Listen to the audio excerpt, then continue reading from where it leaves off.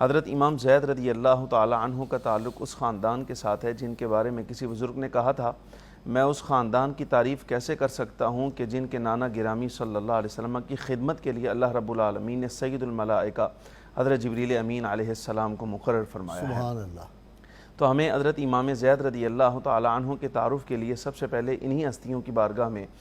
حاضر ہونا پڑے گا۔ میں چونکہ خاص طور پر حدیث مبارکہ کا طالب علم ہوں تو میں ذخیرہ حدیث سے کچھ چیزیں حضرت امام زید رضی اللہ تعالی عنہ کے بارے میں اس سے بھی ہٹ کر مسند امام زید تو آپ کی مرویات ہیں۔ سچی بات ہے، دیکھ کے حیران ہو گیا کہ اتنی بڑی مسند ان کی، ماشاءاللہ۔ مسند امام زید تو آپ کی مرویات ہیں۔ میں توجہ دلانا چاہتا ہوں چینل کے ذریعے سے پوری دنیا کے ناظرین کی ان احادیث کی طرف جن میں امام الانبیاء صلی اللہ علیہ وسلم نے خود ان کے وجود کی طرف اشارہ فرمایا ہے۔ اچھا، ماشاءاللہ۔ اور وہ ذخیرہ اہل سنت کے اندر 4 احادیث موجود ہیں۔ حضرت سیدنا حافظ جلال الدین سیوطی رحمۃ اللہ تعالی علیہ، اور یہ وہ محدث ہیں جو احادیث کی تحقیق کے لیے براہ راست امام الانبیاء صلی اللہ علیہ وسلم کی بارگاہ کی طرف رجوع لانے والے ہیں۔ حضرت سیدنا حذیفہ، بارگاہ رسالت میں آپ صلی اللہ علیہ وسلم کے حاضر باش غلام۔ جی بالکل۔ حضرت حذیفہ بن یمان رضی اللہ تعالی عنہ روایت کرتے ہیں، فرماتے ہیں میں ایک دن حضور اکرم صلی اللہ علیہ وسلم کی خدمت اقدس میں حاضر تھا۔ حضرت زید بن حارثہ بھی موجود تھے۔ امام الانبیاء صلی اللہ علیہ وسلم نے حضرت زید بن حارثہ کی طرف دیکھا اور رونے لگے، اور فخر عالم صلی اللہ علیہ وسلم نے ارشاد فرمایا المظلوم من اہل بیتی سمی ھذا، فرمایا میری اہل بیت میں سے ایک مظلوم، اس کا ہم نام ہوگا۔ یہ جملہ حضور اکرم صلی اللہ علیہ وسلم نے ارشاد فرمایا والمقتول فی اللہ والمصلوب فی امتی سمی ھذا، فرمایا میری اولاد میں سے مقتول ظلماً شہید کیا جانے والا اللہ کی رضا کے لیے، اور پھر شہید کیے جانے کے بعد سولی پر لٹکایا جانے والا وہ بھی اسی کا ہم نام ہوگا۔ اور حضرت زید بن حارثہ کی طرف اشارہ فرمایا، پھر اس کے بعد فرمایا اے زید قریب آؤ، زید قریب آؤ۔ حضرت سیدنا زید بن حارثہ قریب ہوئے تو فرمایا اللہ تمہاری محبت جو میرے دل میں ہے اس میں اور اضافہ کرے، اس لیے کہ تمہارا نام میری اولاد میں سے میرے محبوب ترین بیٹے یعنی حضرت زید بن علی رضی اللہ تعالی عنہ کے نام پر رکھا گیا ہے۔ یہ پہلا حضور اکرم صلی اللہ علیہ وسلم کا ارشاد ہے۔ دوسری حدیث پاک جو کچھ مضمون اس کے ساتھ ملتا ہے لیکن کچھ اس سے اضافی ہے، اضافی مضمون عرض کر دیتا ہوں۔